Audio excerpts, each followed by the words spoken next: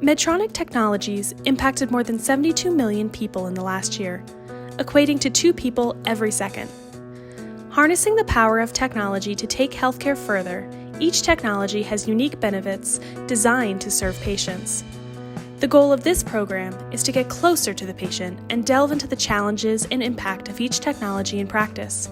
This is the Medtronic MedEd Learning Experience. The Invos monitoring system should not be used as the sole basis for diagnosis or therapy and is intended only as an adjunct in patient assessment. The contents and conclusions of the following programs are solely those of the speakers unless otherwise cited. The speakers are responsible for all content and any necessary permissions. The speakers receive funding from Covidian LP, a Medtronic company, for this speaking engagement.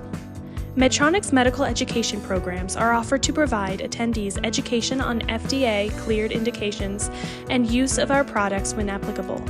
For this segment of the series, a discussion on the utility of the Invos system. How does the Invos system determine the optimal spacing, and how has it been validated?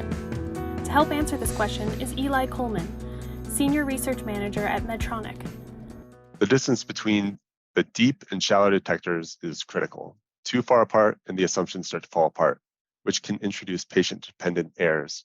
Too close together and the path of light to each detector will be indistinguishable, meaning that the signals will be too small to reliably detect.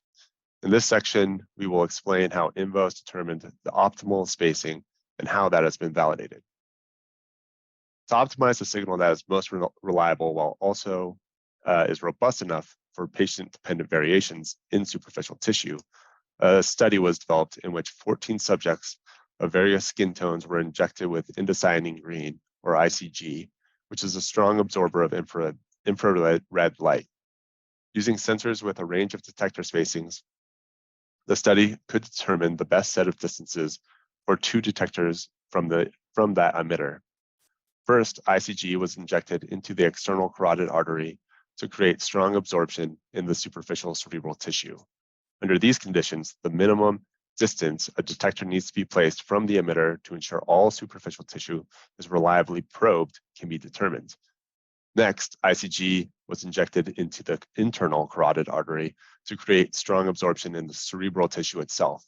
Under these conditions, the distance that a detector needs to be placed from the emitter was found to ensure enough depth into the cerebral tissue can be determined.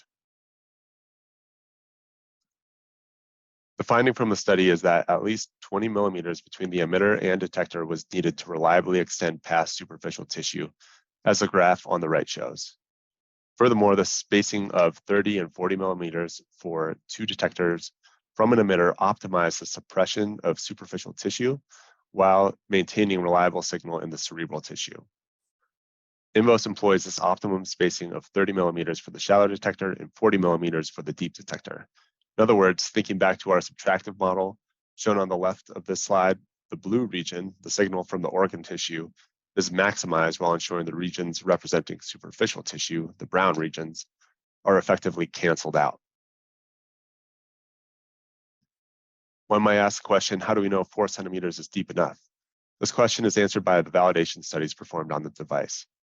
Validation studies are a controlled, healthy volunteer study that steps through a number of desaturation points through a breathe-down protocol to target various levels of arterial oxygen saturation. At these predefined levels, venous and arterial blood references are drawn from the subjects. The jugular bulb is the venous reference for cerebral blood flow. Tissue oxygenation is then calculated as a weighted average of arterial oxygenation and venous oxygenation. In the case of Invos, an assumed ratio of 25% arterial blood to 75% venous blood is used. Please tune in next week for a new segment from this series wherever you find your podcast. This is the Medtronic MedEd Learning Experience. Thank you for listening.